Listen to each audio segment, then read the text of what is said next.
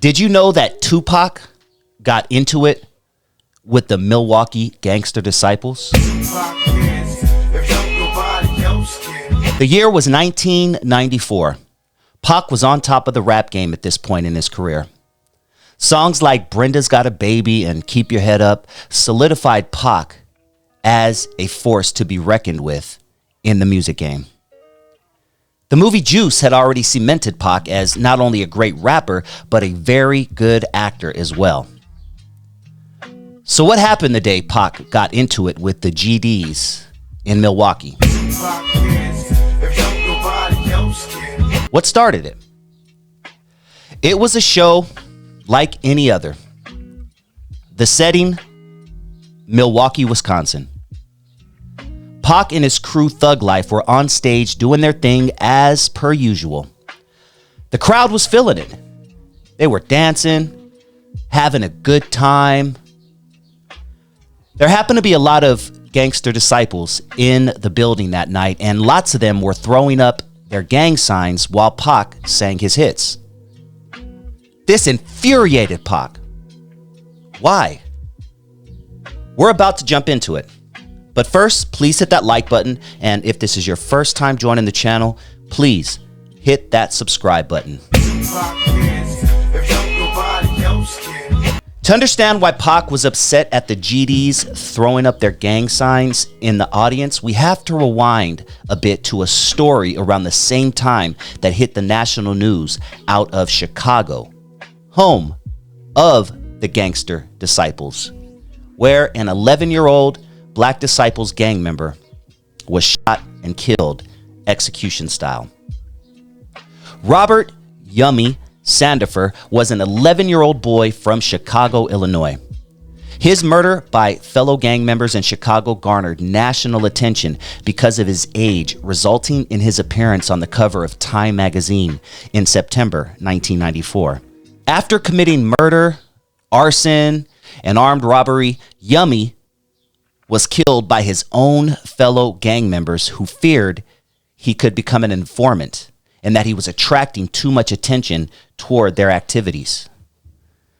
Leading up to this show in Milwaukee, Tupac was fully aware of the Yummy Sandifer story since it was national news. This story infuriated Tupac. This gang killed one of their own, let alone he was 11 years old. So when Pac sees the GDs in the crowd in Milwaukee dancing around, throwing up their sets, something inside of Pac snapped. This is when he began ridiculing the gang for their actions, cussing them out on stage, calling them all kinds of B words and MF words. Thug Life were in attendance at this time, and they were looking at Pac like, what the hell are you doing? You're going to get us killed. But Pac didn't care. He was so upset at this 11-year-old's death at the hands of his own gang that he was ready to take on a whole nation that night.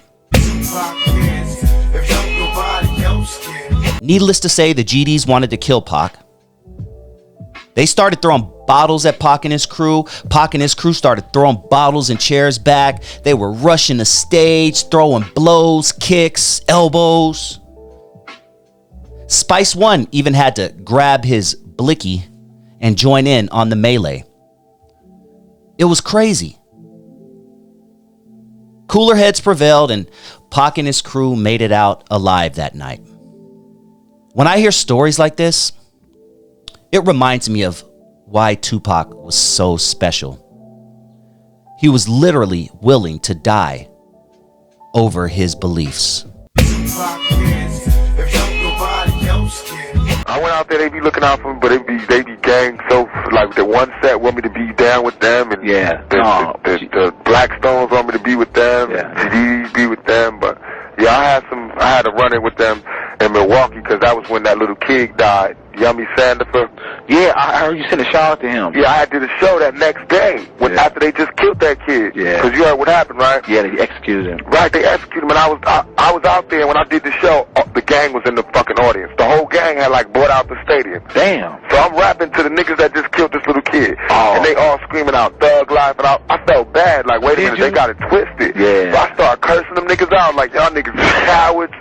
Y'all niggas cowards. Y'all killed that kid. Y'all niggas is punks, man. I hate all you niggas. I heard all you. Them niggas start throwing shit. We had it out in the stadium. Damn. It was tough, man. The whole gang tore up the whole neighborhood. But then I started getting letters from that area where all, like, the mothers, the girls was writing me like, thank you for doing that, because everybody's scared of these niggas. See, that's what I want to do. That's right. I wonder if these gang niggas ain't gonna get straight, then I want to take them out the gang. That's real. Because if they don't, it's making trouble on us. Yeah, because if you ain't part of the solution, then you're part of the problem. No doubt. And therefore, you gonna be trying to whack us anyway. No doubt. See what I'm saying? So shit, you know, business as usual. School is in session, baby, but I don't play. I know you wanted to go to recess, but I take that away. Understand I'm the man, even if you had a plan. If you make 200,000, I'm keeping 100 grand. Wait a minute, because I'm pimping you, bitch. This is America, so why not get rich? When you're searching for your music, you're playing my station. I'm 2 steps beyond, maybe that's the fascination. 1 + 1 = 2. I'm talking you and me, you talking me and you.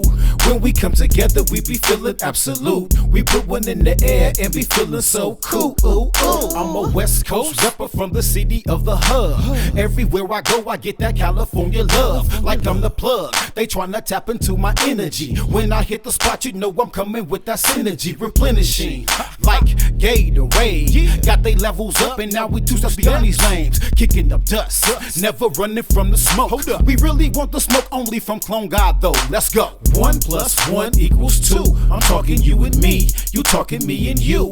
When we come together, we be feeling absolute. We put one in the air and be feeling so cool. I'm a Gemini, bitch, so you know what that means. It means that sometime 1 + 1 = 3. I'm a wandering star with 2 grams up in my cigar and a heart with 2 scars. So pardon if I snap, girl, I'm sorry. Bitch, pass me the lighter, I'm about to play Street Fighter. Hot dugan that pussy, like my name Kenna Ryu. She says she never kissed a girl, well bitch, tonight you experiment. Put this tablet on your tongue and just enjoy the experience. 1 + 1 = 2. I'm talking you and me, you talking me and you. When we come together, we be feeling absolute. We put one in the air and be feeling so cool. Ooh, ooh.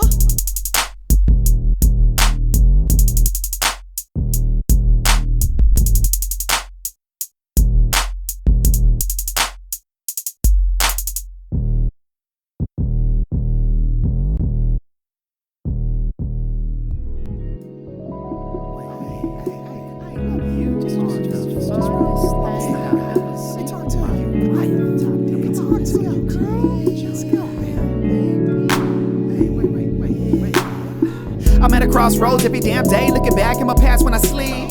But living on the edge, not doing enough. Iniquity